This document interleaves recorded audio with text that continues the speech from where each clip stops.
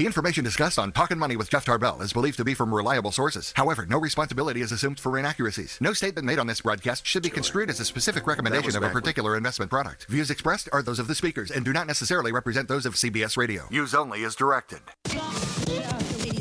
Smiles, everyone. Smiles. And prepare yourself for... Show me the money! Ladies and gentlemen, the radio broadcast experience designed to keep your wallet in top condition. It's Talkin' Money with Jeff Tarbell. Talkin' money. Talkin' money. More money, more money, more money. And now entering the studio, your guru for fiscal fitness, Jeff Tarbell. Yeah, how you doing? Good morning. How you doing? You got the headphones out? That's good. That's a good start. I'm on it now. I'm on it. I am a little tired this morning. I don't know why, but I am. Well, I know why I am, but that's no problem. I'm here. I'm an amateur. I can make it work. Yeah, you got your pink highlighter. You got your little fuzzy skinny bar and a glass of water. My non-fat bar, my pink highlight. I'm ready to roll. Hope you are too. We've got 2 hours of fun and excitement, and if nothing else, we'll bribe you to listen for the next 4 breaks, and then we're heading out to the big wake weekend, I think. Yes. If we can get in. Right. Maybe they could just take one of those cranes that are down by the lake and bring it all the way out to Douglas Boulevard and pick us up off Auburn Folsom. Yeah. That'd be perfect.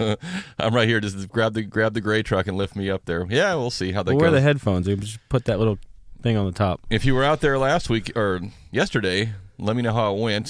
Typically, we'd be doing a live broadcast from there, but there ain't no phone line or broadcast from the lake there, so we'll have to play it by ear and see how it goes. Right. But there is quite an event going down there at Folsom Lake.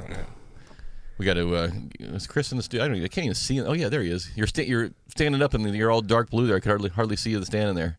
How you doing? Doing good. Good. Got your Boston hat on there. He's got a helper. I'm gonna be. Huh? I'm doing the helping. Oh, you're doing the helping? Yeah. Oh, we got a helper and a helpee. Yeah. You're actually helping somebody? I know. I mean, if you're the helpee, things are not looking up for you this week. So we start every show the same way. 30 seconds from the mind of Christopher Laud in the Boston Red Sox hat. How you doing? I'm doing good. Usually I've been talking about Kings for like the past 6 months. And so I want to talk about something else that's really important to me, okay. Soccer, which apparently a lot of people don't like. So anyways, big month this month. It's going to be the U.S. They're playing for the World Cup qualification, so that's pretty exciting. And for people that's not into it, one of the best ways to get into it is watch the U.S. Everybody likes America. If you don't, then get the hell out. There's the door. And what's really great is if you go to a bar and watch it with a lot of fans of the team. I mean, that's how I got into it. It's kind of a mob mentality of like, oh, everyone's excited, now I'm excited type of thing. You can find a lot of bars in the Sacramento area. I know Alley Cats, that's where a lot of American supporters go and watch the U.S. games. So it's really good, really fun time. Get drunk, get rowdy, and cheer on the U.S. There you go. The mantra for soccer, get drunk and get rowdy. That is their slogan on their shirt. Yeah, and a game might happen too. Yeah, a game will break out between your fight and your soccer. Actually, I am not a big soccer fan, but I did catch, I guess it was last Saturday after the show, I went down to, I didn't even know there's like a soccer complex out there at Cherry Island. Have you seen that? Have you been out there? No. And I watched my nephew play, and he's been playing since he was walking. And I've never actually, all the soccer I've seen growing up as a kid has been like my daughters, and they all follow the ball around, and there's no plan or movement. It's like, someone gets kicked, they start crying, and that's the game's over. But I actually watched real soccer where the guys, these were all high school or seniors. Moving the ball around. And I mean, these guys had just gotten their team together. And I mean, there's actually plays and strategies, believe it or not. You don't just kick the crap out of the ball and run down and hope you catch up to it. And there was no drinking, so it was, I still enjoyed it, despite the fact that I didn't get in a fight with anybody or had any beer. But yeah, I mean, high-end soccer is pretty fun. And we were right there on the field, obviously, and so it was good to watch. But I think I'll stick with Chris and the drinking and fighting thing. Might make it more interesting in the bar. Isn't there like an Irish pub down there, Chris, that gets real crazy during the soccer season? Or maybe it's the British pub. Streets of London. Yeah, there you go. That's one of the ones that gets real big during World Cup. But yeah. Alley Cats is kind of the American version? The American version. Gotcha. You can go in there with a little red, white, and blue. So there you go. That's from and not get beat up. And lots of different beers. And lots of different beer. You might get beat up, but at least you'll be on American soil. You'll bleed red, white, and blue. Okay. So there you go. Hey, we've got phone lines open today. Welcome back. If you were traveling last weekend, it was our best show ever. You can catch it on repeat if you want, but it's not the same live. And I'm gonna pick up today where we left off, and we'll use that kind of as our text question, talking about the North Korean article I brought up last week. We've got all kinds of stuff from, is Porsche going through a midlife crisis, and by the way, there's the federal government's got a business they're trying to get rid of, and they'll practically give it to you if you want to run it, and it's a monopoly. So if you want to own your own monopoly business, no, it's not a Indian casino. That's a different one. We'll talk about that today. Choosing the right agent. If you choose an ugly agent or an attractive agent, does that make a difference? We'll get into that. And a lot of other stuff, too. We'll get into a little bit of credit stuff. We got an email from a listener from last week, had some questions, so we researched that a little bit and get into you. If you want to do a remodel on your house, which one of the items pays back the quickest and which pays back the least? And generally, I'm probably at the bottom three. I probably have done all the least payback items. So, and they've even got socks that'll last you a lifetime. So there you go. Show's over. We did it in 7 minutes this time. We did a 2-hour show in 7 minutes. Pretty good. And we're doing some Hellwig. Yes, concert series. We got at least 3 pair of the where's your dealy bob there?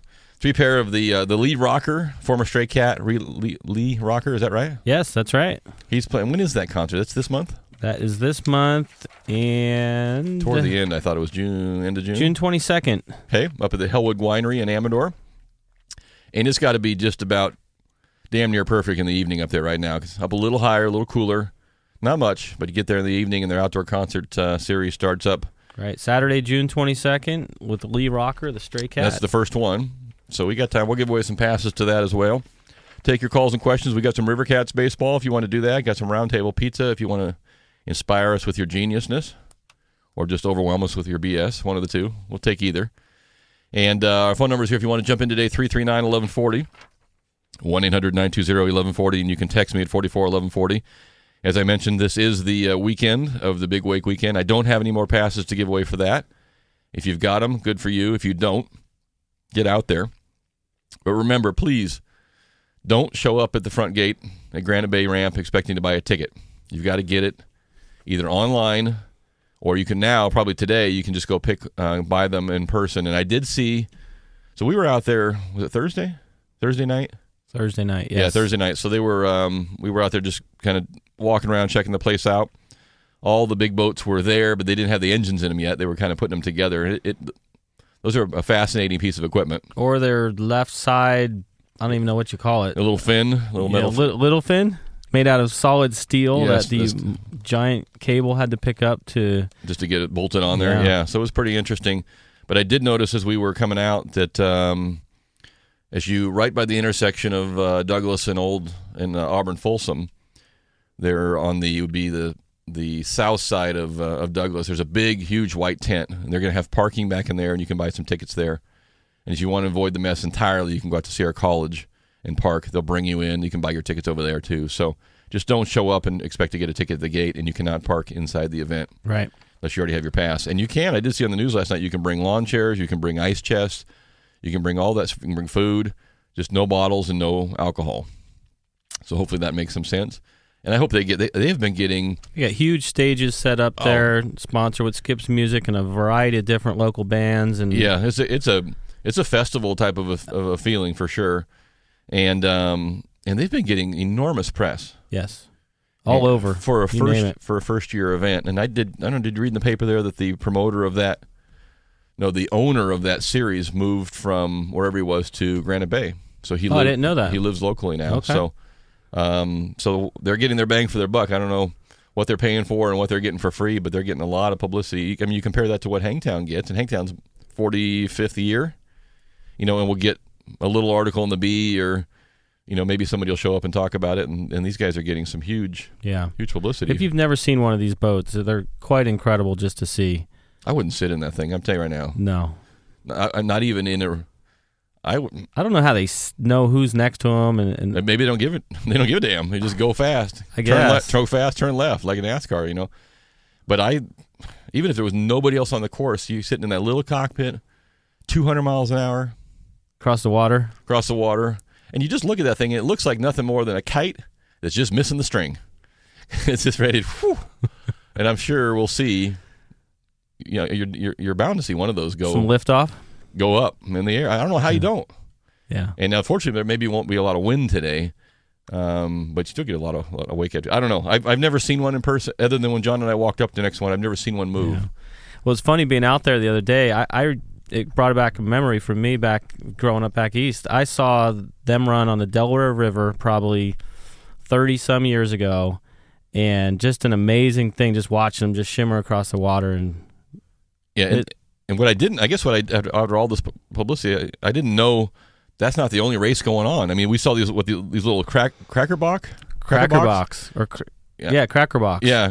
boats, which is basically a 454 big block, big ass engine and 2 seats in the back, and it doesn't even look like a boat. It looks like a bathtub with an engine in the front of it.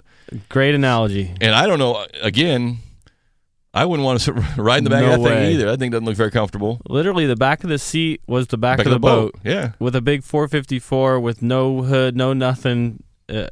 Craziness. And the pipes going forward, and I don't know. So there's going to be a lot of, and then there was I think there's even some out there. They're going to have a number of different series running out there today too.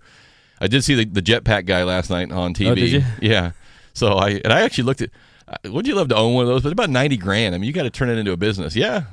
They're about $90,000. So you either got to have like the eBay, PayPal, Tesla guy money. Was he worth $4 billion today? $4.5 billion. Elon Musk, is that what his name? Yep. Elon Musk. Yep. So 41 years old with $4.5 billion value. That's about 4.449999 more. His salary though is $33,280 a year. He gets by pretty well on $30,000. Yeah. Yeah. Mm-hmm.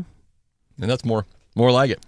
I guess if I had $4 billion in the bank, you could pay me $30,000, and I'd probably swing it too. Yeah, I agree. So if you did get a chance to go out yesterday to the Big Wake Weekend, I'd love to hear from you at 339-1140, or you can text us at 441140, and keeping our fingers crossed that they do well. Someone spent an enormous amount of money promoting that event, so hopefully we can get them their money back and get them to come back again too. As I mentioned, I got a lot of stuff to cover today, and we'll take your calls and questions. This was another week of well, I think in the mortgage industry we called it maybe the worst week since 2010, just in terms of volatility. And there's nothing that drives us that are in the industry or trying to work with the public more crazy than the ups and downs. It's like, okay, if it goes up and stays up there, then you can tell somebody, rates are up. And when someone calls you on one day and they call you the next day and then they call you again, and then you're like, oh, it's up today, it's down today, it's up today, I think they start to think that you're full of crap. Right. I mean, it's like, oh, okay, you just want to tell me what I want to hear, or you're trying to get me to do something. The market is a mess right now. And rates are, for the most part, in the 30-year fixed over 4%, which has been the first time in, were we in the fours last year? Maybe last year a little bit, but it's been a while. Yeah, for like a week. Yeah, since it's been in the fours. And what you're going to start to see now is I mentioned this last week, is you hear a lot of advertising and marketing toward other programs. So the 7-1 ARM, the 5-1 ARM, the 10-year fixed. And I think some of it you have to first of all, you have to ask yourself, do I need a 30-year fixed loan? I mean, if you're refinancing, am I really going to stay in this house more than 10 years? If the answer is no, then you probably don't need a 30-year fix. The 7-1 ARM is still running like at 3. So why pay for 30 years if you need 8? The one that I think is a little bit misleading is, the 10-year fix is running at 2.75% or something like that. It is. But the number of you that can go from a 30-year fix to a 10-year fix and qualify and afford the payment is, I can count on one finger. So you'll see some marketing trying to attract you in with low rates that don't really apply to you. I locked one of those yesterday. Did you? 10-year fixed? Mm-hmm. Yeah. I mean, there are people that are out there, but to advertise that rate this is the godsend for you. First of all, should you even pay your loan off in 10 years? And the answer is maybe and maybe not. And I always ask people, look around. Why are you in a huge hurry to pay off a mortgage that's 3 or 4%? After taxes, it's 2 or 3%. That's the best use of your money, is to get rid of 2 or 3% net expense. Well, if that's all you owe in the whole world, yeah, go for it. But for most of you and us and me, look around. You got kids that need to go to college. Was that account been established? Do you have a year's worth of liquid reserves or semi-liquid reserves you can get after? No. Do you have any consumer debt that you can get rid of? Yeah. Okay, so all these things that the whole part of your financial pie is being ignored in some cases, and in many cases, parts of it, and you're in a big hurry to pay off a damn 3% rate. And after you have all these savings and everything paid off, can you make more than 3 or 4% investing the money somewhere else? Yeah, right now you probably can. And there is, I'm not discouraging, there's a great feel, I would imagine, to owning your home free and clear, and that's a worthy goal. And I think it would be great if more and more people got to the retirement and they had the mortgage that was paid off or darn near. But for those of you in your 20s, 30s, and 40s who have all this entire spectrum of your financial world that's incomplete, started but incomplete, you need to look around and ask yourself, what is the most important goal? And I come back to this article we talked about at the end of last week, and I'm going to use this as our text question, then we're going to take a quick break. Not our text question, but just kind of a text reply. If you weren't listening last Saturday, and I don't blame you, it was a weekend. It was a travel weekend. So I brought up an article out of the Wall Street Journal which talks about North Korea and their ability to send a single nuclear bomb over the United States, and one that is not meant to hit the ground and kill people, one that is meant to blow up way up in the air within a tremendous electronic pulse that would basically, according to this article, cripple our ability to do anything related to computers, including delivering fresh water, all your internet banking, all your banking, all those things, all your financial structure, everything. Imagine if a pulse that killed or permanently disabled a lot of your electronic functions. So the article goes on and says, that's a bigger risk, and that's a bigger, probably a better strategy for them than to try to land a nuclear bomb on, and kill people in the United States. They have or are getting the capability to do that. And we have twice, George Bush and President Obama, been unwilling to stop them from testing. So my question last week, and I'll turn it into this week, is, number one, if that were to happen, is that a declaration of war? Do we send a nuclear bomb back their way? Technically, they didn't kill anybody, although people will die from it with no power and no water and things. And number two, how long can you last in your residence without power delivery, without water for some period of time, without banking? How much cash do you have around? Will people take your cash? So what do you do if that happens? This kind of goes back to our inspired guest about a couple months ago who had the underground bomb shelters. And I'm not saying that you need to worry about maybe nuclear fallout, but I'm worried about what if the water doesn't turn on in your house? What do you do? So text me your thoughts if you'd like, 441140, or you can give us a call, 1-800-920-1140, or locally 339-1140. Number one, if that were to happen, is it war? Do we retaliate with the same 50 of them, nuclear bombs back? And number two, how long can you last currently without a lot of public services and without the internet? You'd be back to... You'd be back old school. Be back to the 30s, right?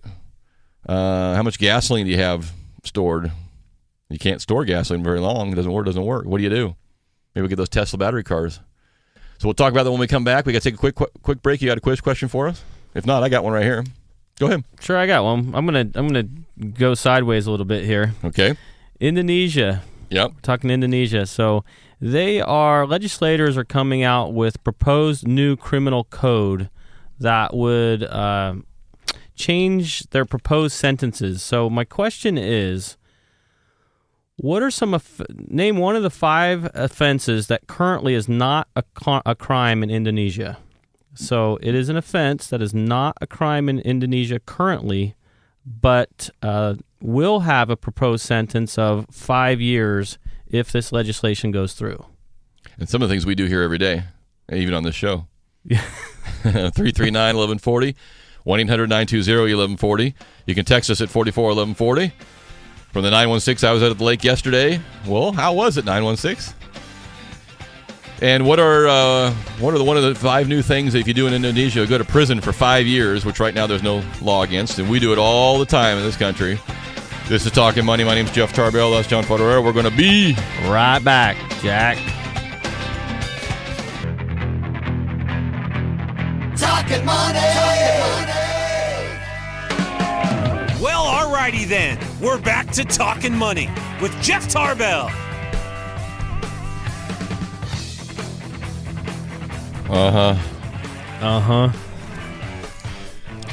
Hey, it's June 1st.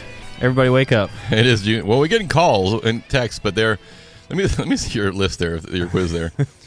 So I think we prefaced the question, Chris, by saying things that we do all the time that are maybe illegal in this country, but will not. The thing you said before we went to break was it's something that we do in this country all the time. And what was the first call you got?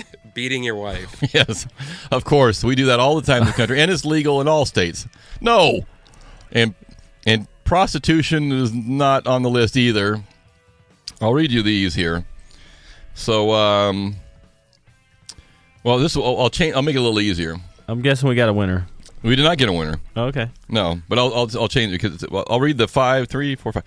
I'll read the 5 current laws or current offenses in Indonesia that are not a crime. 4 of them you'll get a 5-year prison sentence, and only 1 you'll get a 1-year prison sentence. So we'll change it up, make it a little easier. So which one of these gets you just the 1-year term? The rest of them you're getting a 5-year term. Now these are all currently not a crime in Indonesia, but they will become one very soon here. There's a picture of a policeman stopped a woman in February for wearing tight jeans. That's not on the list, but she was wearing tight jeans. How dare her, riding a scooter. So here you go. Which one of these only gets a 1-year prison sentence? Sex among singles, adultery, offering services in black magic. We do that all the time. Cohabitation, and insulting the president or vice president. So you've got 5 offenses there. One of them will get you 1 year. The rest of them will get you 5 years. So if you're having sex among singles and adulterating at the same time with a cohabitant, you're looking at maybe 20-something years there. You're maybe the death penalty. So, Chris, did you get that? One of them just has a 1-year sentence. I read the whole list, and you can guess which one there has the 1-year sentence. We'll let that out there. 339-1140, 1-800 DUI. No, these are still crimes here and everywhere. We do this all the time. We do this all the time. Like insulting the president. You can do that here in this country. You can disagree with them. You can assault them. You can't threaten them, but you can say, I don't like that, and you will not get a 5 or a 1 or a sentence here in this country. But in that country, it's going to become a law. So we'll let that hang out there a little bit as well, and we'll get your feedback at 339-1140, or you can text us at 441140. And by the way, your choice. We'll take a couple winners, Chris, if you get them there. At, some Lee Rocker tickets to Hellwig Winery coming up at the end of June as their summer concert series fires back up. And some River Cats tickets. You can go anytime you want to those. Or some Roundtable. Up to you. I did see this week. Speaking of the government. Fannie and Freddie are making a little bit of money. Fannie Mae and Freddie Mac. Quite a bit. The federal government is going to retire, or what they call pay down their debt, or basically retire $35 billion in debt this month. They're going to make a payment. Well, basically what it means is you can go and buy back some bonds that are out there, and you don't have to refinance them with somebody else, with another Chinese investor. You actually can buy them back and remove them. So $35 billion worth of debt will be retired this month. First time in 6 years the Treasury's been able to pay down the debt. So that sounds pretty good. But you have to put it in perspective, as I always like to do. And I'm not downplaying it. It's awesome. The more we can do that, the better. But I did the numbers on it. And we have a total of $16.7 trillion in debt, national debt. So in our own numbers here, let's say you had a $16,000 credit card balance. We would be paying back something in the neighborhood of about $35 if I did it right. So, wow, yeah, barely the interest on the credit card for a few days. It's a start. It's a start. Hey, that comes from a number of things. We got some more money in from taxpayers. We get some money in from the Fed and from Fannie and Freddie. So it is a start, and they are projecting that the national debt will hit a low point in 2015, and that is the low, and then it rockets up from there again. So again, we cannot tax ourselves into prosperity. This is a little bit of that, but we can certainly get used to retiring some debt, maybe keep going with it. That'd be awesome. We'll see how that goes. I did see, so I mentioned the business that the federal government wants to get rid of. Speaking of sequester and trying to save money, this has been going on since 1996. They've been trying to unload this business. So if you are an entrepreneur and you'd like to own basically a monopoly in this product, it is available to do so. This October, the federal helium program is set to be, they're trying to unload it. The federal government has basically gone out to anybody and said, look, we own this business. We control all the helium in the country. Would you like to take it over? Would you like to run it? This goes back to the time when we needed helium for Zeppelins and all the military needs we had for helium. And you can't just end the program. Here's the problem. If the federal government just says, okay, we're going to close it down and we're not going to do it anymore, the helium reserve, there's nobody else to take over and run it, and you need helium not just for the balloons, but also MRI machines and other medical uses for helium. So Congress is stuck with a decades old, if not, decades old problem. They own a business. They control all the helium in the country, and they can't unload it. So why are we hearing planes and motorcycles inside this building? Sounds like B-52 bombers. Yeah, no kidding. I think maybe that thing is on the way over here now. So I don't know if you're interested in running a business. It's kind of like running any casino, but it's just helium. You can call your local, I guess you can call your local legislator or someone in the Senate and take over the helium business, but they are trying to shut it down. It's located in Amarillo, Texas. Yeah. All underground. They got the storage facility. You just need to take over and run the business. I don't know what they're asking for it, but you got to, helium costs money. You got to be able to make some money on that deal. But you could just take it over for the operation and the delivery. Well, I can tell you in 1995, the reserve was $1.4 billion in debt. That prompted Congress to phase out the reserve, resulting in a helium privatization of 1996 law. Yeah, but it didn't. But nobody took it over. Right. So the prices of helium may go up. Helium is one of those things that is, if you don't follow the helium market, people who understand the importance of helium, particularly in the medical world, say that one day this country will look back and will be flabbergasted how we abused helium by putting it in balloons and other things too. Because when it's gone, you can't make helium. It's a natural product. When it's gone, it's gone, and we'll look back on it one day like taking raw oil or raw fuel and pouring it down the drain, and they'll look back and go, well, how did these guys ever let this stuff get away from them? And yet there it sits, $1 billion in debt. Go figure. Speaking of oil and gas and helium, this is I'll use this as a quiz question. I'll use this one a quiz question when we come back. But a couple things I thought were fascinating. What do you the next biggest power supplier state in the United States is where, do you think? Energy is going to come from the state, and it's going to be in a big way. In fact, so think of Texas as oil. Think of North Dakota as shale oil. The next, and it's in the green field, energy field, and they're proposing a $3 billion power line, dubbed the Trans-West Express, to bring power from this state to Vegas and off into California. Think of Jackson Hole in Wyoming. The biggest, and the blue means high winds. Blues and greens mean high winds. So you look at for whatever reason, the wind funnels through there. So they're talking about building one of the biggest, massive wind fields, turbine powers in the area, in that state in Wyoming, and then power lining the power all the way to California and Nevada. And it's going forward right now. It's going to be a humongous $1 billion investment, but Wyoming could be the next greatest energy producing state in the United States that is green energy. So think about that, if you will. And then think about this. We probably got to catch up here in a little bit. We ran a little bit late the first time, so we'll do this. We'll do one more quiz question, and we'll give this out here. My quiz question for today, I'll give you a few minutes to think about it before we take a break, though, is what does OPEC stand for? OPEC. I don't mean what do they do, but I mean what does it stand for? The initials, OPEC. And they are in a little bit of a panic, folks.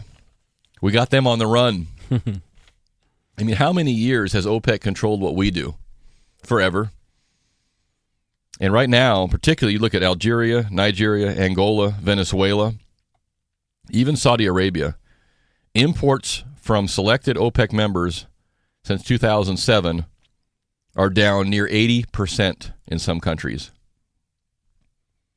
Saudi Arabia is almost a break even. Everybody else, Venezuela is down 20%, Angola, Nigeria, Algeria down up to 80%. Why? We just mentioned North Dakota and the shale oil fields. It's killing these people. We are importing so much less oil now because there's different quality types of oil. So Saudi Arabia, you get a real good crude. And some of the other countries, you get more of a shale type of an oil. Well, we're getting that here. And the OPEC countries are going into a total panic that we've cut off the supply. And for us, that gives us some tremendous security.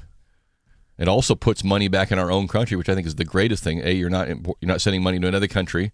B, you don't have to go defend a war in another country because of oil in that particular reason. C, the money's going back into your own people and your own locations and your own infrastructure. So imagine if you were a country selling all your oil to the United States and you were off somewhere between 20 to 80%, what that means to you. You're going to decimate some of these countries. So my question for you for the break here, 339-1140, 1-800-920-1140. Do you know what the initials OPEC, OPEC stand for? And if you do, give us a call, 339-1140. You can text us at 441140. And we're going to give you out some Lee Rocker tickets if you want those. We'll give out some Round Table Pizza or some Sacramento River Cats, whichever you want. So what does OPEC stand for? This is Talkin' Money. We're bringing our own business. I like it. Got our own business. Hopefully we got enough. We got enough. Maybe we should be saving our stuff and use theirs first. I always think that. Isn't that what we've been doing? Well, I guess so. We didn't know we were saving it, though. We didn't know we had it. If you know the answer to the question, what does OPEC stand for? Give us a call. This is Talkin' Money. That's John. I'm Jeff. We're going to be right back.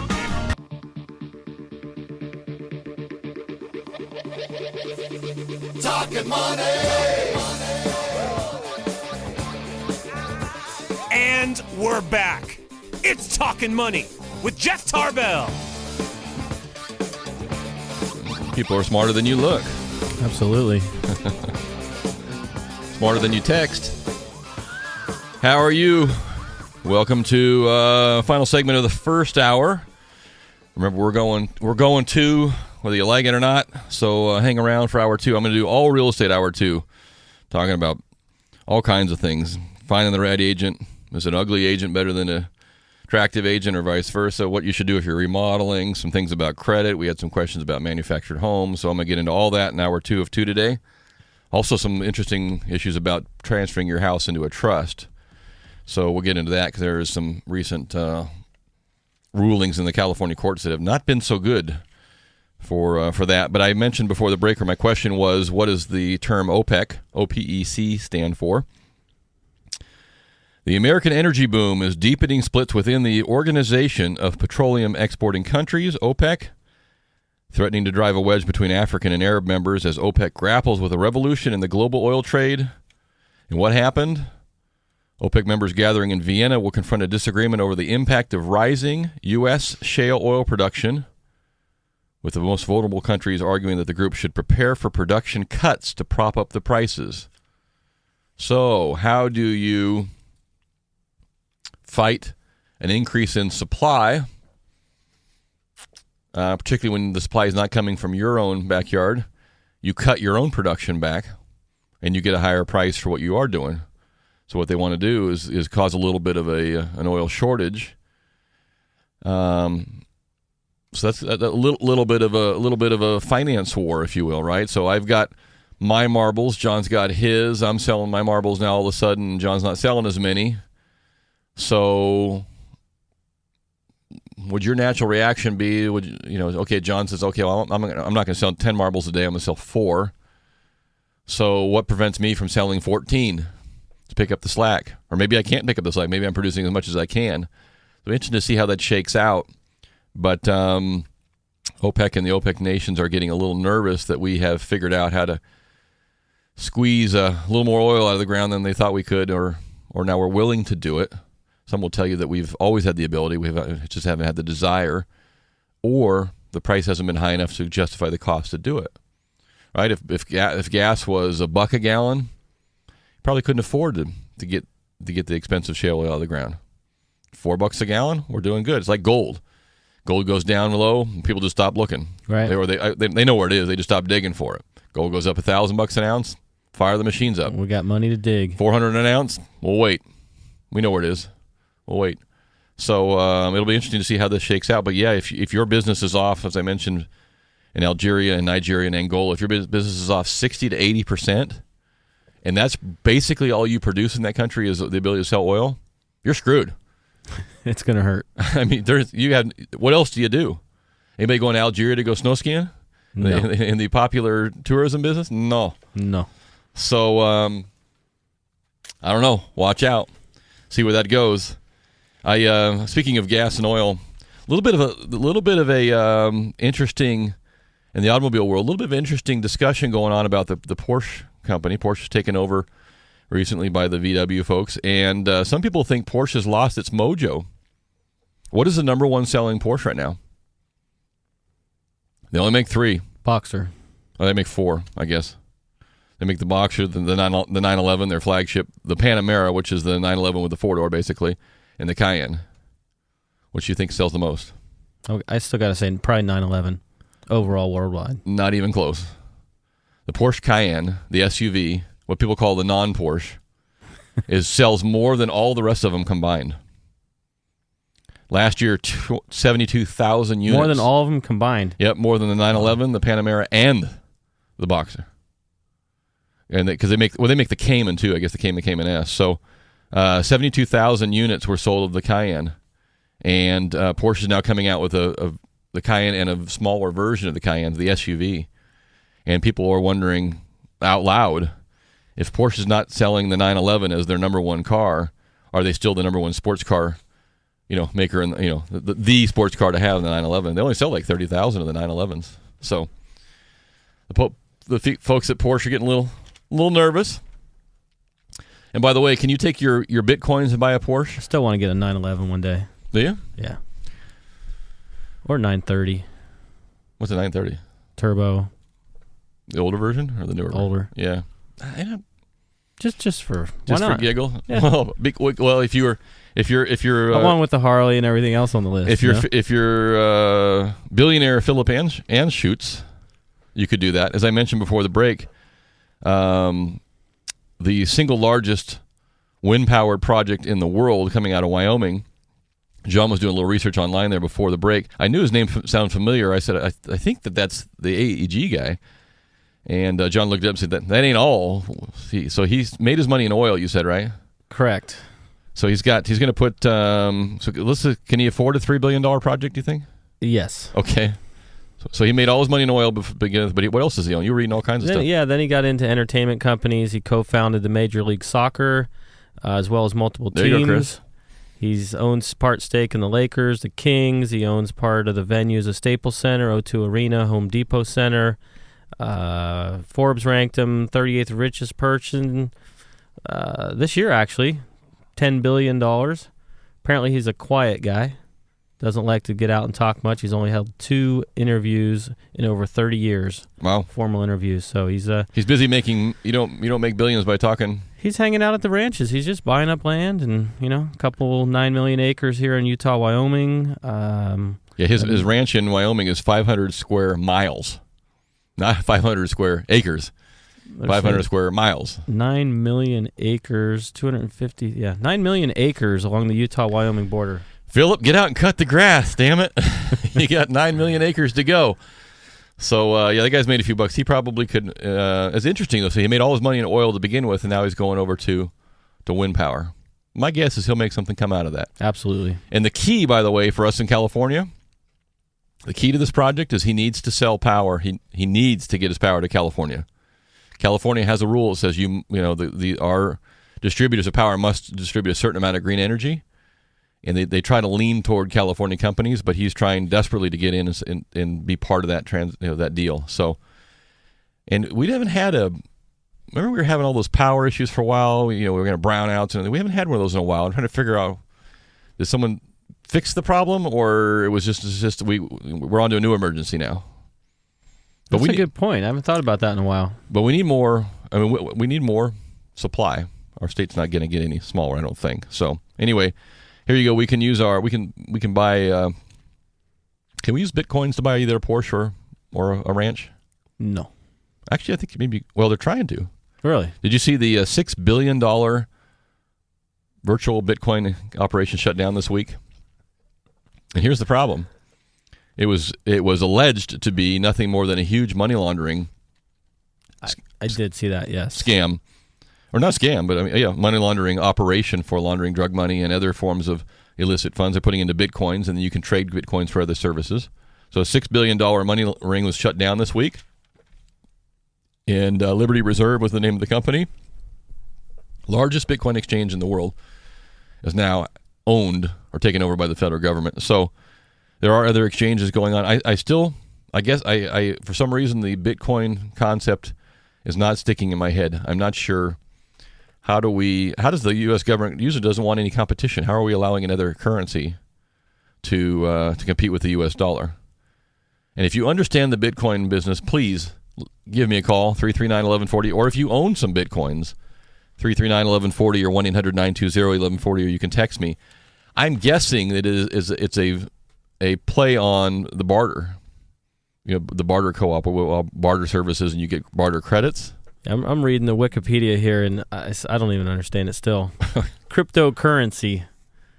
It's Bitcoin creation transfer is based on an open source cryptographic protocol and is not managed by any central authority. Each Bitcoin is subdivided down to 8 decimal places, forming 100 million smaller units called satoshis. Bitcoins can be transferred through a computer or smartphone without an intermediate financial institution. What? That's what I was trying to say. That sounds like total Star Trek speak right there. And the article says that FinCEN, which is the federal government's financial division, is actually making you register with them. So there is going to be some oversight to it, which maybe will bring it in line with, some legitimacy. I don't know, but yeah, if you're a Bitcoin owner or user, give me a call today. I'll give you a concert tickets or some River Cats tickets at 339-1140 or 1-800-920-1140. Let me know how do you acquire them? What do you do with them? Do you still have them? Were they confiscated this week with the $6 billion shutdown? Let me know if you're into that. I'm guessing it's similar to bartering, but I could be totally off base there. So interested to hear if you're a Bitcoin user. Let me know that. Did you find any more? Don't read me any more of that. I didn't understand 2 words that came out of your mouth. I'm lost. Yeah. It was way over my head. Way. So we'll let the Bitcoin thing hang out there for a minute. My last totally non-related to real estate item, and we're going to take a break for the end of the hour. How are we doing on time there, Chris? We can break? How much would you spend for a lifetime pair of socks? I don't know that I'd want a lifetime pair of socks. Well, did you know the average foot has 250,000 sweat glands and excretes about 30 gallons of water a year through your feet? And That's disgusting. These socks are... Dude, you might want to wash those. These socks are meant to last. How much would you spend for a last and forever pair of socks? We'll do that and more. We'll take a break. You got a quiz question, or we want to do that when we come back? We'll do it when we come back. Okay. This is Talkin' Money. That's the end of hour 1 of 1, or 1 of 2. We'll be back for hour 2 of 2. If you can say 3 of 4, somebody get me a Bitcoin and a Diet Coke. We'll be right back. Talkin' money.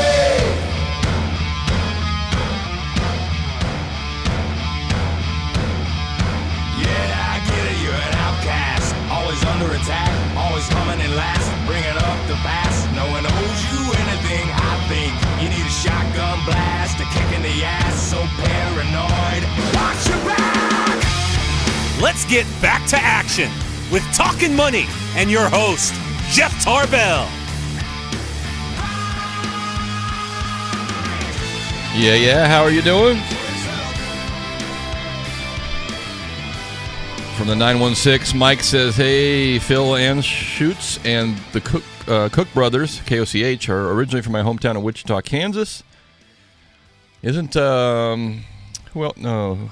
Where's our other billionaire? Isn't he from back there?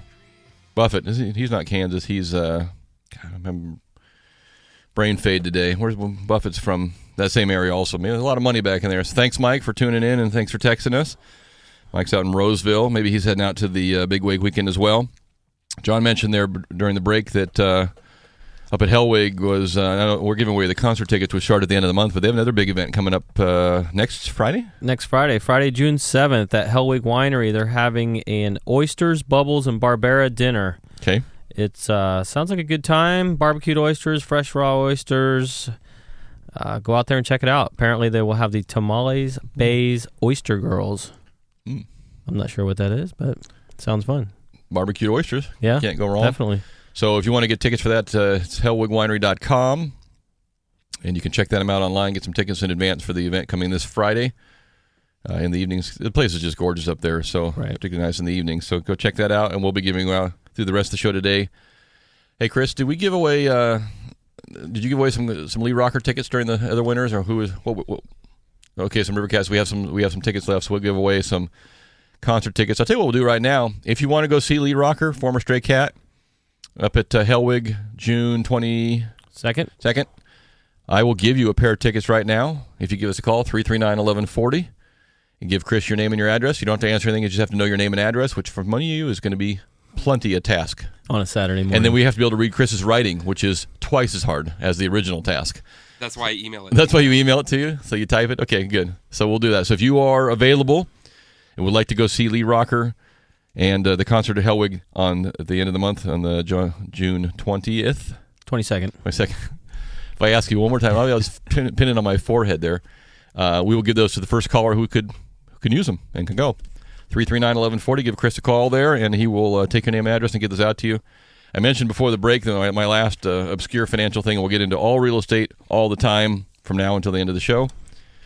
How much would you spend for a pair of socks that last forever? These socks have been tested to withstand 30,000 rubs from a machine, 7 times more than the next best brand, 1,441 stitches, and they also wick away all the 30 gallons of sweat per day in your feet. Asking price? I already know it. But what was your original answer? It was like $7. $3. $3.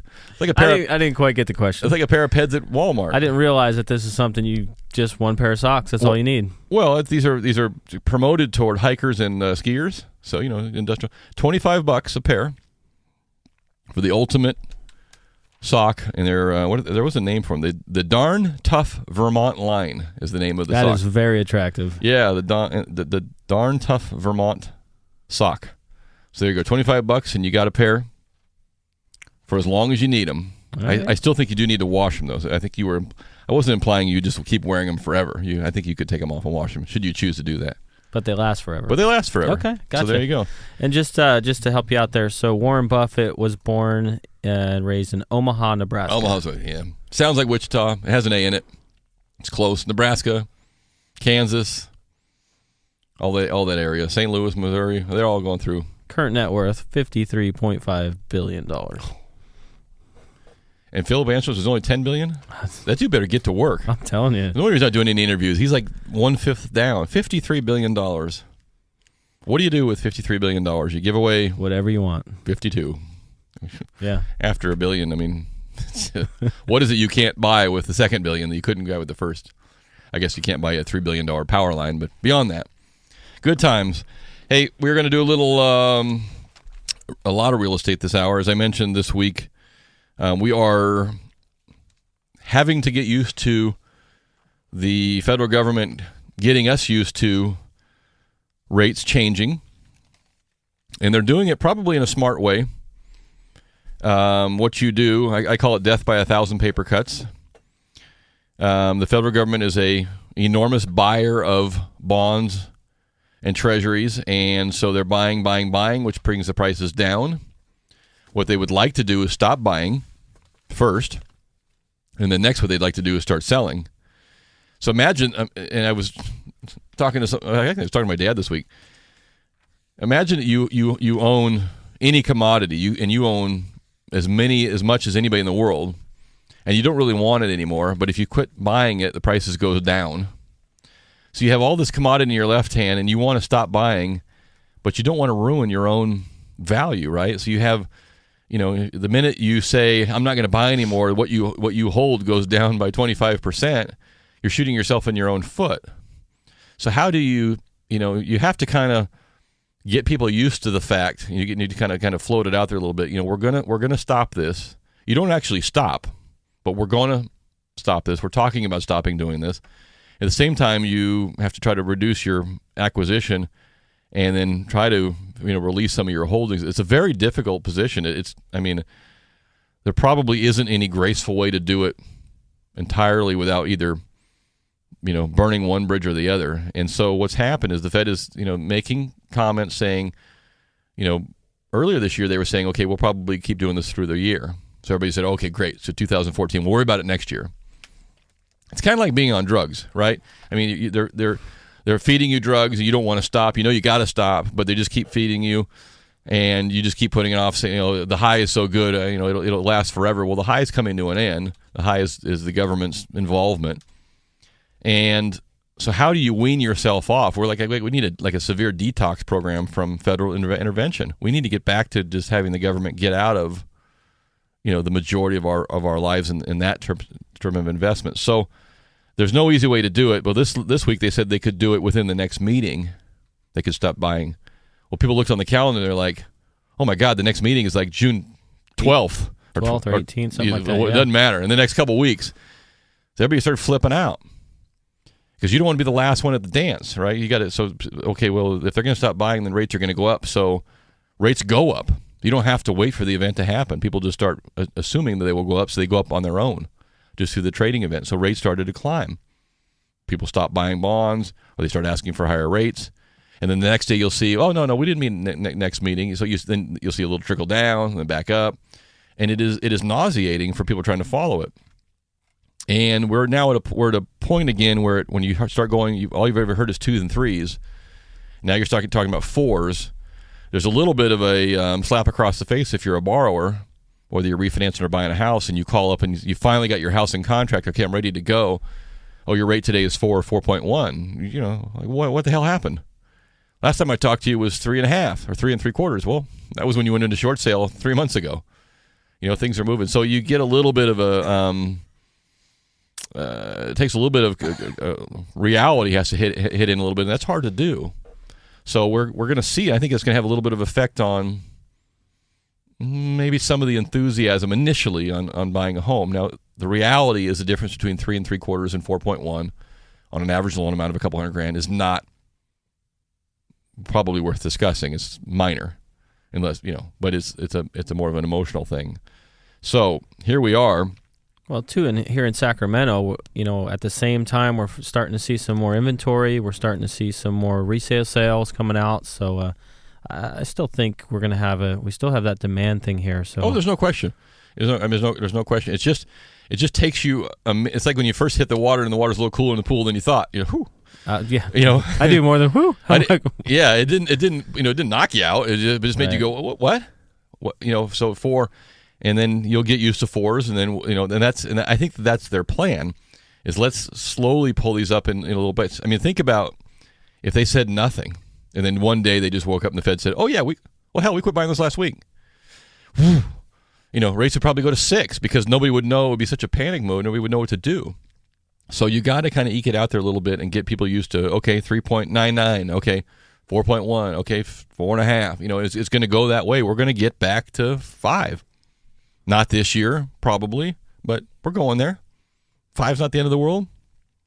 People used to buy houses at 18. Yeah, still very healthy. So that's a little bit of what happened this week in terms of rates. So if you've been looking around, and I must have had this 5 times this week. Someone said, "Well, I heard on the radio that rates are still 2 and 3s." I said, "Yeah, I cut my radio ads, sometimes 6 months ago."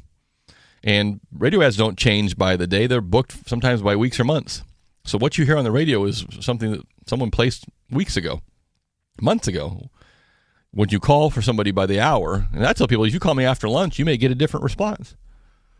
Just the way the day's going. Yeah, so, I think it's very hard for the consumer to understand what we see. I don't want to call it a game, but what we see on a regular basis. I'm looking at a chart here, what the bond did this week, and it's red. I mean, it's just bad, and then we get a big bump, and you can get into technical stuff talking about, is it bullish, is it bearish? What really is it? And nobody knows.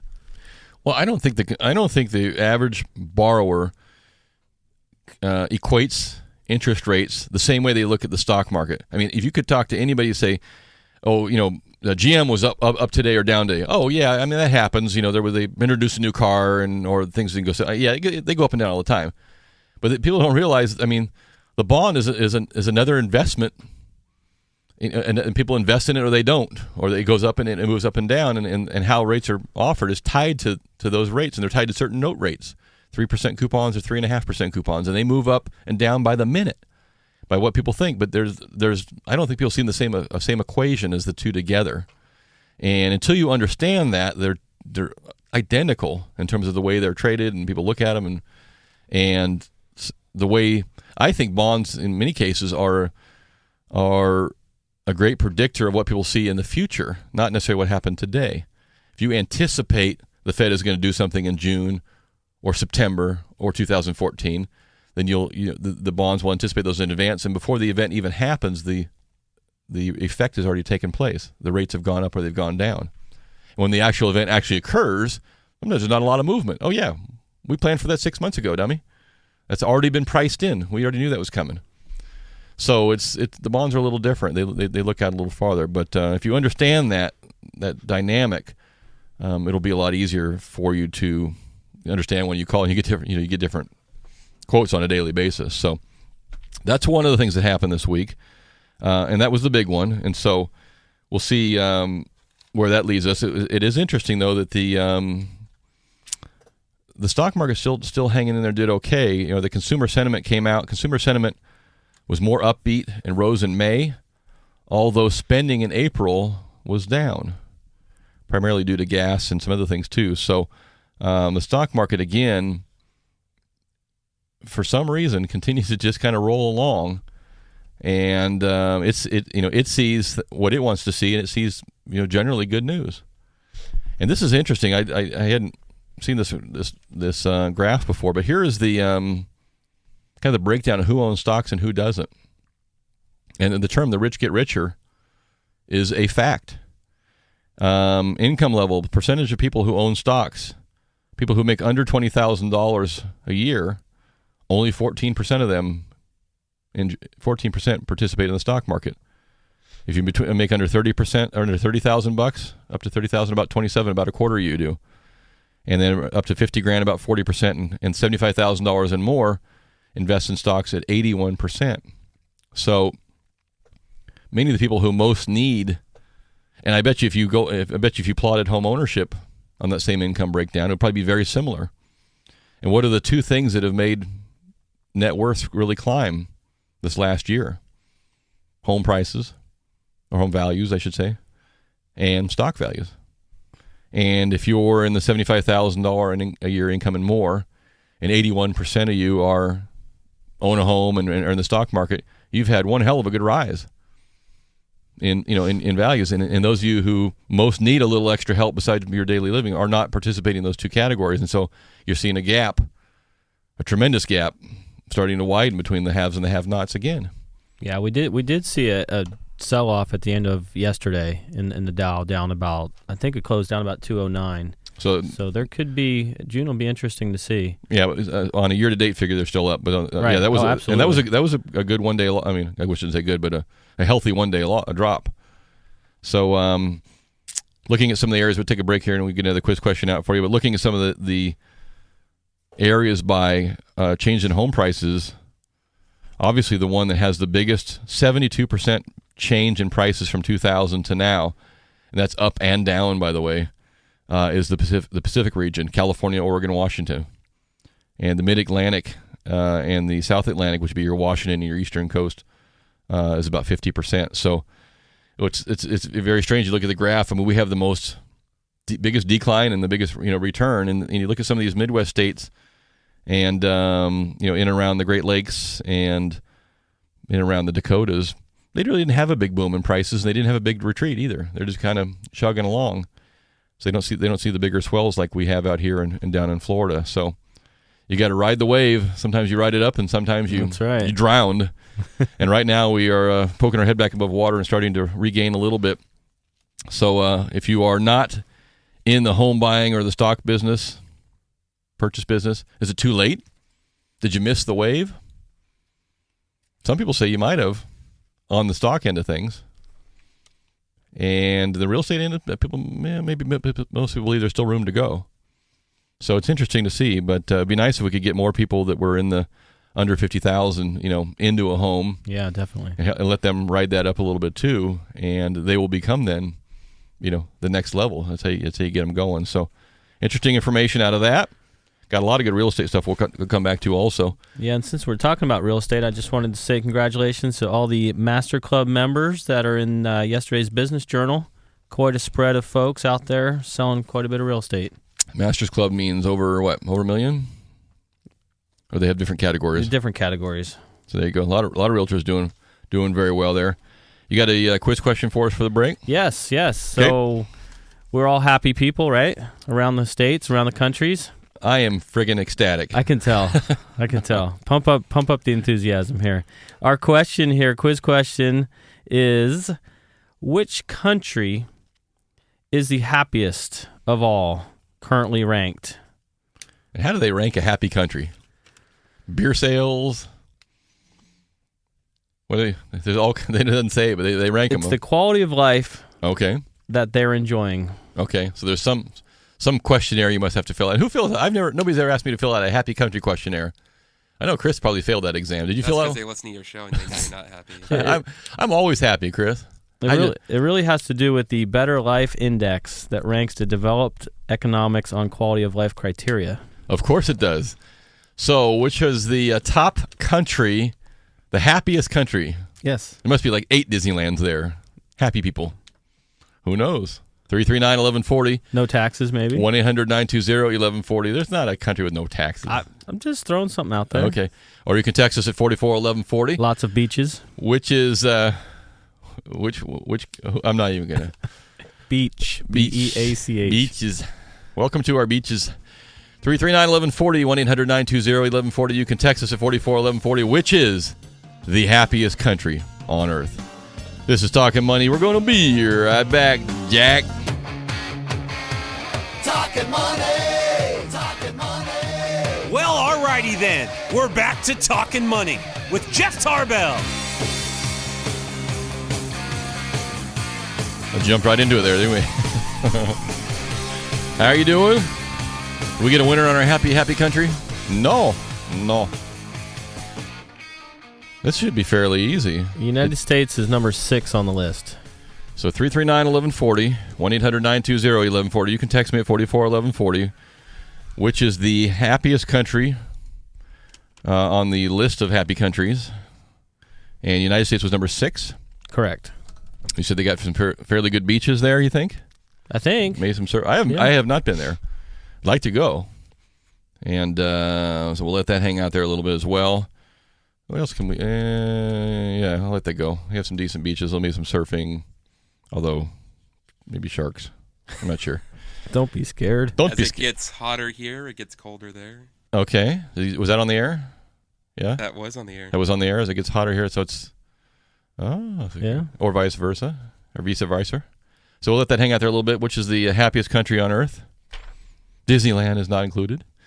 We did get an email during the week, and if you'd like to email me during the week, you can do that. Jeff at jefftarbell.com. No pictures, just words. This came from Kevin. Jeff, I wonder if you'd take a minute on your show to discuss modular homes. You got a winner already? Oh, what was the answer? Australia. Oh, Australia. Happiest place. What was number 2? Sweden. Oh yeah. Followed by Canada. Canada? They never seem that happy up there. It was kind of got a little bit of a. They got a tood. Number 4. Norway. Okay. Followed by Switzerland, United States, Denmark, the Netherlands. Okay. Iceland. What are they happy about? Oh, it's warm and green in Iceland and ice in Greenland, right? Okay, so they're okay. And the UK. And the UK. Yeah, I would have thought Switzerland would have been a little higher. They seemed pretty happy over there when I was over there. No French, huh? No. Well, here's my French reply right here. You guys are number 11. Double of these.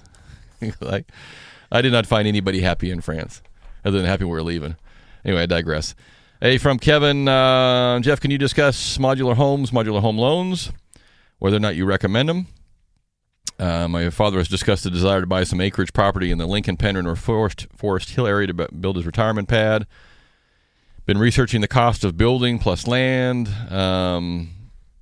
With minimal research, we've seen some modular prefabricated home builders advertise for as little as $65 a foot, and they have some good style to them. Yeah, I would agree.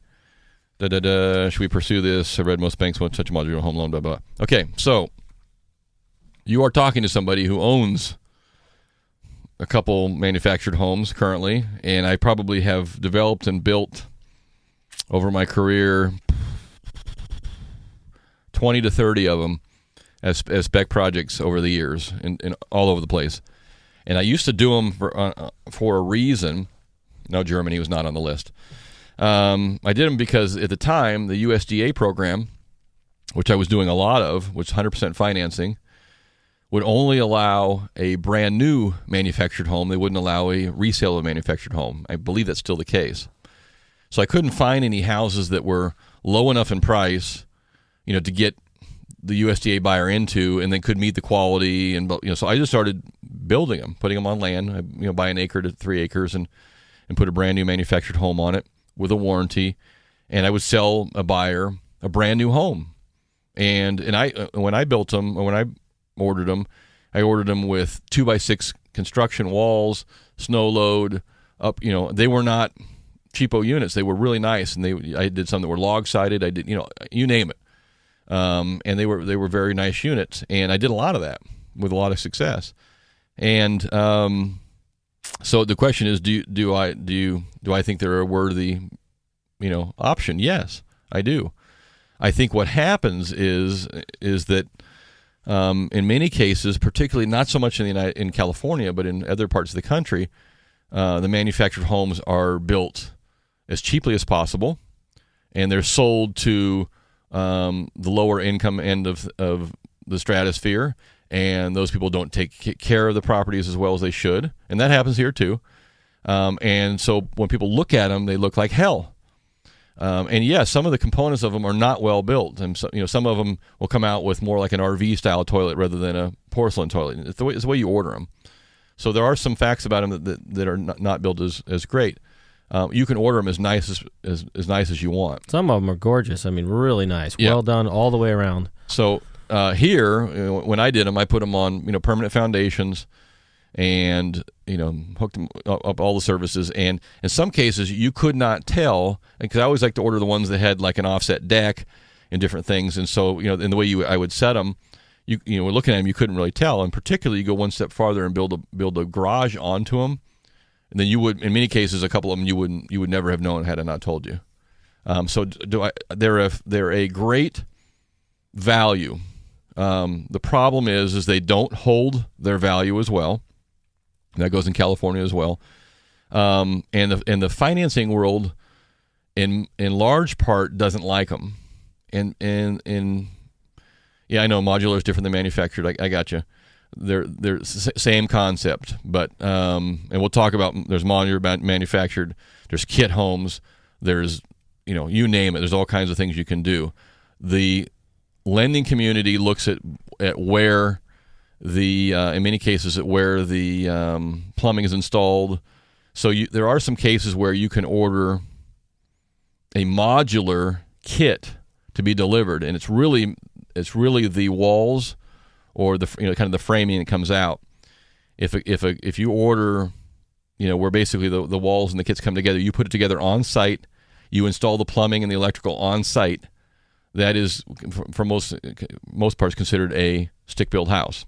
Okay, if the house is put together and all the components are installed and it's brought out in pieces and put two halves together, something like that, it's considered manufactured, and it's a little different. And a lot of it has to do with whether it has a HUD tag or not. A manufactured home has tags from HUD, and it's they're HUD approved homes, and they're considered a manufactured home. So you get into this, what is it? And I've had appraisers go out and come back and ask me, was that a manufactured? They can't tell. Was it manufactured? I have to look for the HUD tags, and in some cases, if they're a little bit older, someone's added a covered deck and they've re-sided it. They've done some things and they kind of try to hide it. If you crawl underneath, it's fairly easy to tell. But some appraisers, it is hard to tell. But the lending community, when they lend to manufactured homes, they have to, in many cases, treat them all the same. And so if you're going to lend for manufactured in California, you got to lend for them in Georgia. You got to lend for them in other states as well. You can't necessarily discriminate by state. And they've taken such huge losses in them, in the manufactured homes in general, that most of them got out of the business entirely and just said, we don't want them. Now, that's coming back a little bit. You're starting to see more lenders coming back into it, and they'll accept 1978 newer manufactured homes, double wides or more or bigger. But it is harder to get. The rates can be a little different. The loan to value can be a little different. The term might be a little shorter, depending on what you're trying to do. Where you find issue is that if you have a manufactured home on 10 acres, let's say, you found just a beautiful piece of property, you want to put a manufactured home on it. You get into a situation where the improvements, the house you're putting on it, as a proportion of the overall value of the entire property, is not enough. So you buy a $150,000 or $200,000 piece of land. This is this gorgeous site, and you put a $80,000 manufactured home on it. The lenders want to see a ratio of the improvements, greater than 50% typically. So they want the value in the house, not in the dirt. They're not making you a dirt loan. The other problem you run into is that manufactured homes very often get tagged onto property that have a stick-built house on them already, like a second unit, granny unit, a rental unit. And now you're really in trouble, because once you do that, once you mismatch those properties, you put a manufactured home on a stick-built house or vice versa, you've got one of each, and nobody wants either, which means the manufactured people that do manufactured home loans, they don't want it because it's got a stick-built house on it. The stick-built house lender doesn't want it because it's got a manufactured on it. You have pink elephant there. Nobody wants to touch it. It's very, very difficult to finance. If I would say damn near impossible to finance those when you have one of each. So, and then lastly, I'll say that it can be hard to find some comps, for a manufactured home, because there aren't a lot of them, and generally the ones that get sold are on the lower end of the spectrum. And if you're trying to do a super nice one, they can't comp it to a regular stick-built house. And I've seen people spend $250,000 on a triple-wide manufactured home, on acreage. I mean, it is beautiful house, and you wouldn't know it, and yet they can't get a comp from a similar 2,500 square foot house because it isn't stick-built. So, and the same goes for, if you're looking at kit houses or remember the old dome houses, anything that's kind of out in left field there a little bit. Unique. Yeah, that's a little different. You're going to have you may be paying cash for it. So I think I answered all the questions there. There is financing for them. Banks will do them. Not a lot of construction financing right now on anything, and that would be included. So you don't necessarily have to run away from them, but be aware that all things being equal, they don't resell as well, and they don't finance as well. And in some cases, they don't last as well, depending on how they were ordered and how they were built. So, Kevin, I appreciate your email, and we actually sent Kevin some tickets to the River Cats. I hope that answers the questions a little bit and get you covered. If you have any other questions on that or you want to jump in on that, please feel free to do so. 339-1140, 1-800-920-1140. You can text us at 44-1140. And we got to take another quick break here real quick. You got a question for us? I do. Okay. The question is, let's see here. Who has sold more concert tickets than anyone else in the past 10 years on the road? How many? There's a lot. Like hundreds of thousands. 9.8 million. 9.8 million concert tickets. 9.8 million concert tickets since 2003. Wow, that's a busy person, individual. Yes. So there you go. There's your quiz question for some tickets to. Speaking of concerts, Hellwig concert. Yep. And Chris, did you give away a pair of the Lee Rocker tickets? All right, we got one more. We can do that too if you want to go catch Lee Rocker, the Stray Cat, former Stray Cat up at Hellwig Winery at the end of the month. Got some River Cats as well, and some Round Table Pizza if you wanted to sit back in your manufactured home and have some pizza. You can do that as well. This is Talkin' Money. My name is Jeff Tarbell. That's John Forterero. We're going to be right back. Jack.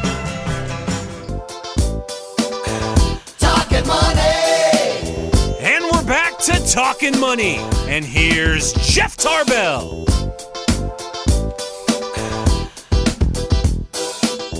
Was this the guy who was the number one concert? JT? No. What's the back of my helmet say? JT says JT. That's right. JT. Not you, Madonna, in there. Hey, Chris's answer was Madonna. That doesn't help you in any way, Chris. That doesn't help me with anything you have to say. Well, she's always like number one in the whatever you say, Richard. Most profitable. Okay, don't try to justify your answer. She just doesn't sell enough of them. Right. Because she doesn't do as many shows. So but, JT actually and Jay-Z need to team up to do the same thing this one Cowboy does. They don't sell the same number of tickets. They just they fill don't. an arena. That's just to fill an arena. So think about filling a 45,000 seat arena. 18 times. 18 times in a summer deal. Yeah, and so when I asked you the question earlier, you said U2. Right. Which was close, but not on the... Yeah, the Stones, U2, Springsteen, Madonna, they just don't do enough shows. They don't sell the number of tickets that Mr. Kenny Chesney does. Ah. So he rolls around in jeans, cut-off shirt, no shoes, cowboy hat, and he sold 9.8 million concert tickets since 2003. That's when he started doing the events at stadiums for a gross of $608.6 million in gross revenues. Yeah, so he probably got his power bill paid at least, nothing else. But Kenny Chesney was the answer. We got to get a couple people holding here. Let's get to Jim. Hey, Jim, welcome to Talkin' Money. How you doing? I'm doing good. How are you? Good. What's happening? Hey, I just wanted to clear up a couple things on manufactured versus modular. Okay. Tell you, I got some industry knowledge. So perfect. The real difference for your listeners is the manufactured home always has a chassis. Okay. It has a chassis. It's by federal law. I mean, it has to have it. And the modular is slang. In California, it's called factory built, and it's intended. It's really the same as a site built home as far as it's constructed. It has the same exact codes as a site built home. The only difference is that either portions or maybe almost all of it is built in a factory under state jurisdiction, and then when it's sited on property, the authority for the inspection is local. But when it's sold just as real estate. It's no different. There's no label on it. There's no different whatsoever, and it's always on a permanent foundation. But either one, of course, can save you money. Manufactured home, based on its codes, it can be quite inexpensive.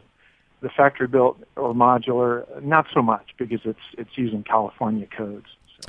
Yeah, so I forgot about that's a good point, Jim. So the manufactured homes are under is it under HUD's code? Under HUD, yeah. Yeah, so you can get by with. Which means it meets the minimum standard for the federal government, but maybe not the highest quality where the modulars that are built on site. The manufactured home is a performance code, so basically each manufacturer can devise their own scheme of building things as long as it meets the minimum standards. And it can be very good product, extremely, as you mentioned. But yeah, it depends on how you order it and get the interior furnishings and stuff in construction upgraded if you want. So yeah, and Jim mentioned that who inspects it. I mean, and don't be confused when you still have to pull a permit through your county, and if you're going to put in a permanent foundation, the county will still inspect even a manufactured home's installation for that portion of it. If it's on a permanent foundation, the county or city will always inspect. Yes, in right. California. So perfect, Jim. I appreciate that very much. We'll put Jim on hold. Chris, you can give him you want some concert or some River Cats tickets, I appreciate that's good information because I did not deal with a lot of the modular units that were built in site, but I looked at them and they are a good value too. But they're more like a stick-built house.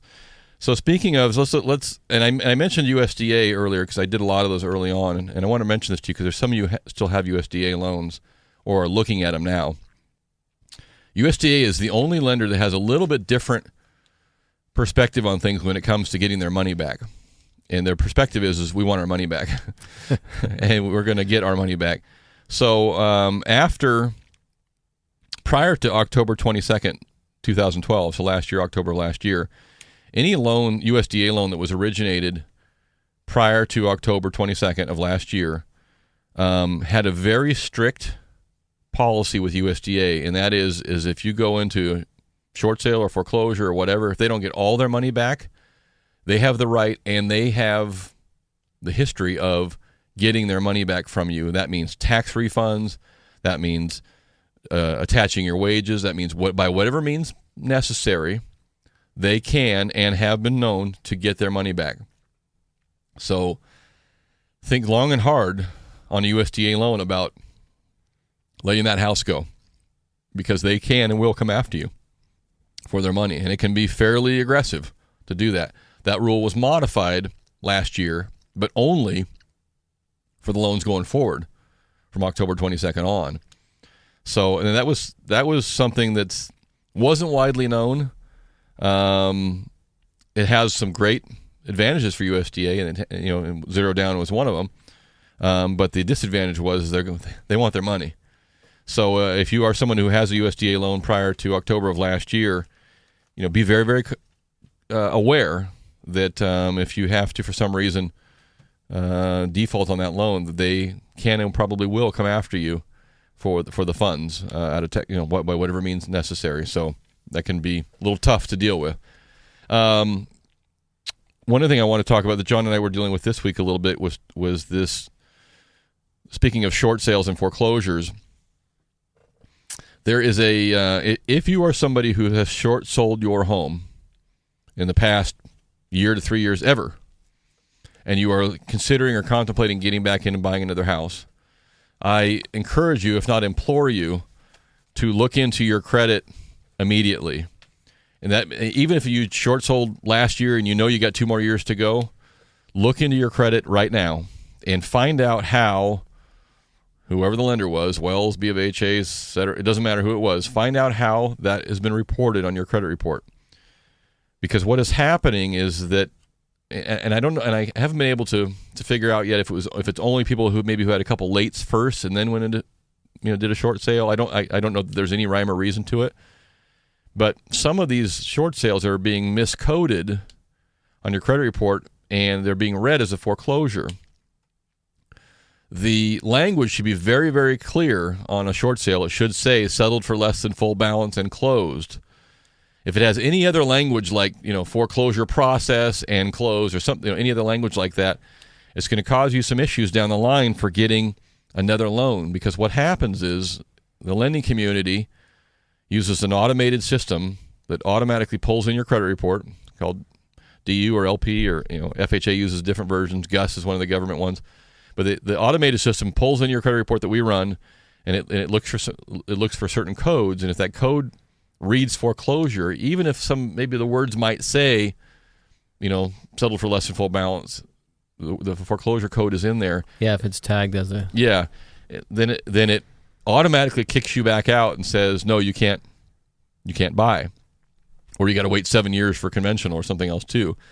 And it's so rampant in terms of just errors that there's actually Senator Bill Nelson out of Florida and Edith Ramirez, chairman of the Federal Trade Commission, Richard Cordray, which is the director of the CFPB, Consumer Finance, they're all going after the credit agencies to get this cleared up. And there's actually starting some lawsuits to say, hey, look, you cannot tell somebody that you'll accept a short sale and let them back in 2 or 3 years and then deny them. So it's a problem. So what you can do is, if you can find out right now if your loan is coded improperly, you can go get a letter from your lender stating that the loan was a short sale. And there's some very specific verbiage, and I think the verbiage has to say, is it on that email, John? I forwarded that to you. I think the verbiage the lender has to go so far as to say, we are requesting that the bureaus remove the inaccurate information. They can't just say, hi, Chris, thanks for your call. Yeah, we accepted a short sale on your house. See you later. There has to be some very specific language in the letter so that the credit agencies can remove it. And that could take time, and I mean it could take months and months and months to get that cleared up if it's not right. So anyway, check into it. You can either request a free credit report from your current agency. You can apply for a loan, for a pre-approval loan early and figure out if you're going to have some issues. But if you're considering buying again and you haven't started the process yet and you had a short sale or foreclosure, you need to know, what's going on and how to get that cleared up, because it's going to cause an issue for you. And it may force you into FHA being your only option for a home loan. Because FHA will accept you after 3 years, no matter what. But that may also require a manual underwrite or something of that sort, depending on. It could. So get it done up front, not when you get in the contract. Yeah, it's nothing that you. Other than being in the short sale, it's nothing you did wrong. It's just that in many cases, someone along the line miskeyed how it was reported to the agency, and you're the one that's going to pay the penalty for it. So figure it out in advance, right? Please. Yeah, because now it's not only when did it transfer to the bank, then you have to take the next step into now how did it report so I am getting the proper approval. So definitely some steps to take and look into it in advance. There you go. So speaking of foreclosures, I just caught this the other day. Remember the big foreclosure settlement? We're going to get all these billions of dollars from the bank, and we're going to find all the people that were foreclosed improperly, and we're going to get them all the money and blah blah blah. So here is the final. Well, this is not the final settlement so far. Bank regulator system for compensating consumers for foreclosure mistakes. Here's how much you're going to get paid if this occurred to you. Description: borrower in foreclosure after loan assistance approved. Okay, so they told you they're going to do some sort of a loan mod, and then they foreclosed on you anyway. Your settlement for this egregious error is going to be $300. Yeah. Borrower not offered any loan help at all. You might get up to $600. There's almost 1 million people there in that category. There's 1,000,001 people in the first category. Borrower whose bank made no decision on the loan help. There was $420,000. They'll get up to $800. Violation of bankruptcy protections. This is where they're going to sting them. So if you were in bankruptcy and they still foreclosed on you, there's about 28,000 people in this country. They're going to get up to $62,000. Yeah, and this is the biggest one. Improper military foreclosure. There's not that many, about 1,100 people in the military on active duty were foreclosed on while they're gone. Those people get up to $125,000 restitution, and they should. Absolutely. You should get their damn house back. Foreclosures with no default notice at all. There's only a few of those, and they get about the same, about $125,000. So the majority of you, about 2 million, will get somewhere between $300 and $600. How you get this money, I have no idea. Sometimes a check just shows up in the mail. Oh, that happens to me all the time. Yeah. Oh, no, I've seen them. I've had clients send them to me. Is this for real? And they are. Yeah. So they have hired a settlement agent to go through it. The National Consumer Law Center It says those receiving payments don't relinquish their rights to pursue individual lawsuits. So if you cash the check, that does not mean you cannot come back and sue them later. But not as much money as you thought, unless you were in the military or they violated your bankruptcy procedure, in which case you have a fairly decent case against them. So good for you. Our two fun things for the day. I've been carrying this around for a little while. Let's do this one first. Remember you were looking at your list of your list of top agents there? Yes. From the what was it called? Business Journal. Yeah, the Business Journal. Business Journals. There's a lot of pictures in there. So go through and mark the pretty ones and mark the ugly ones. Kidding. This is a survey. There's always a survey for everything. Researchers asked 402 subjects to rate the attractiveness of both male and female agents on a scale from 1 to 10. Then, the property transactions of the attractive agents were compared with the sales of average-looking agents. So, what do you think? Does the attractive agent or does the average-looking agent command a higher listing price? Do they list the price higher? I'm guessing the attractive gets more money. Well, the attractive agent asks for more money or lists the house for more money, on average, an attractive agent lists a house for $20,000 more than an average agent. The actual sales price, an attractive agent actually sells the house for about $15,000 more than your average agent. And there you have it. So the attractive agent is getting the better listing that gets a better price? I mean, I can't. So you're going to the house, you're dying at this house, it's in the perfect neighborhood, and you're going to pay more to John than me because he's a better looking stud? Remember a while ago we were talking about... I mean, Chris isn't going to get a damn sale in there. We were talking about being happy and smiling. I think it all has to do with attitude. If you're happy, but you're smiling. It doesn't say... And purdy. They're from Australia, like you got a purdy mouth. It says attractive agent. They get $20,000 more than the less attractive agent. And now, our final in the last 2 minutes, the number one project item, and we'll cover this next week too, number one project item for a rehab or remodel that gets the highest return on investment. What is the item? I know it. Huh? Can I tell you? You couldn't tell me? I can tell you. Oh, did you saw the list? No, but I think I know it. Okay, go ahead. I think it's a partial kitchen remodel. Wrong. Oh, loser. That is way down the list. Major kitchen remodel is number 5. No, minor kitchen remodel. It's not even on the list, Richard. The number one return on your investment is siding replacement. Average cost, $13,000. Average resale value, $10,000. Fiber cement siding. There you go. I'll cover the rest next week. Get your siding. If you get an attractive siding salesman, you are golden. Golden. So go find yourself an attractive agent, whatever that means to you. We'll be out of the Big Wig Weekend the rest of today. If you see us out there, leave us alone. We're trying to have a good time. And we'll catch up with you next week. You can find the show during the week at jefftarbell.com or on our Facebook page for Talkin' Money. We're going to wrap it up now. You can catch us during the week, 338-9400. His name is John Fodorero. He's at Comstock Mortgage. My name's Jeff Tarbell. We'll catch up with you later on. Adios, amigos. Bye. Talking money.